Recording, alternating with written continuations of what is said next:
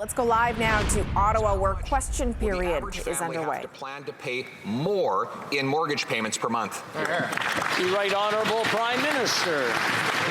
Straight, Mr. Speaker. Canada has the best debt-to-GDP ratio in the G7. We have the lowest deficit in the G7, but the Leader of the Opposition wants us to do far less to support Canadians who need it right now. That's exactly backwards, Mr. Speaker. Here, his pursuit of ideological gains is hurting Canadians. We are going to continue to be there in responsible, targeted ways, keeping our fiscal responsibility at the center of what we do while we support Canadians in targeted, non-inflationary ways. That's what Canadians need right now. Hear, hear.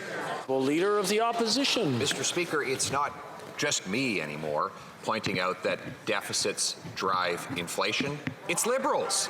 It's the former Liberal Finance Minister, John Manley, who said that the Liberal deficits are a bit like driving your car with one foot on the gas and the other on the brake, generally, especially if there's slushy conditions under your tires, end quote. He's pointing out that this Prime Minister presses his foot on the inflationary gas pedal while the Bank of Canada has to press on the brakes. The engine is eventually going to blow. We know Canadians cannot pay their bills. Will the Prime Minister be honest today and tell Canadians how much their mortgage payments will go up because of these rate hikes? The Right Honourable Prime Minister. Let's use a specific example of what the Leader of the Opposition calls inflationary spending.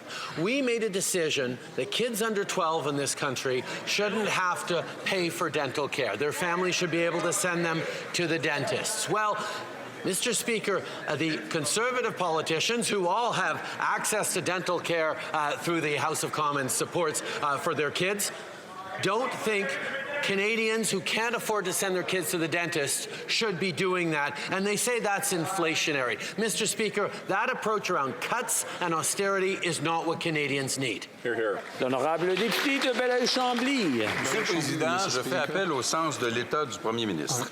Hier, le Prime Minister to listen to the special rapporteur that chose himself had to admit to a parliamentary committee that he tabled a report that contradicts testimony from a parliamentarian who was victim of intimidation and interference from China. He said that he drafted the report based on what he knew when he wrote it. He also had to admit that his report, therefore, was incomplete. A crucial report for the safety of Canadians and parliamentarians in the country. The writer now says that it is incomplete. The report is perhaps also biased, we've been told. Does the Prime Minister agree to put an end to Mr. Johnston's mandate? The Right Honourable Prime Minister. Mr. Speaker, we all know that the Leader of the Bloc Québécois won't accept any answer I give today,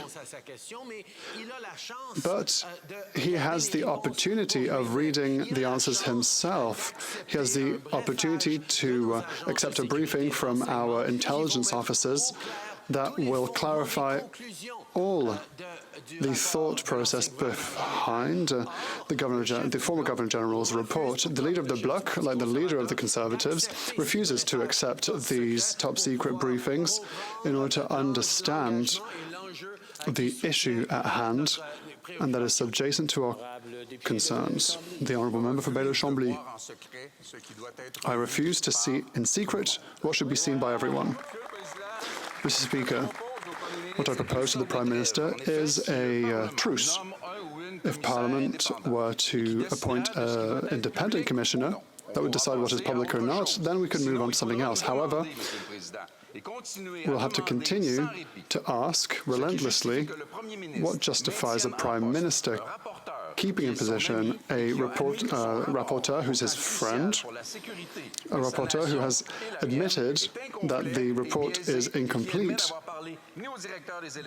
He didn't speak to the Chief Electoral Officer, and he didn't speak to the Chinese diaspora. The Right Honourable Prime Minister. The Leader of the Bloc Québécois has just said that he refuses to see in secret what should be published.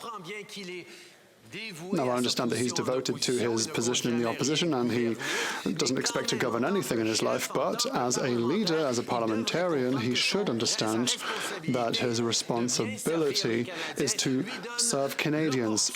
And it gives him the opportunity, if not the responsibility, to go to the very depths of what he can do. When it comes to national security, there are reasons for which certain things are secret and reasons why we have to be discreet. He has the opportunity to get this information himself. The Honourable Member for Burnaby South. All right, we've been listening live to several exchanges there in the House of Commons. The federal Conservative leader, Pierre Poilievre, asking the Prime Minister specifically about the Bank of Canada's decision to raise interest rate hikes, suggesting he tell Canadians how much more is going to cost them on their mortgages. Questions about the special rapporteur as well, David Johnston, whose report came out several weeks ago, not recommending a public inquiry into election interference by foreign entities.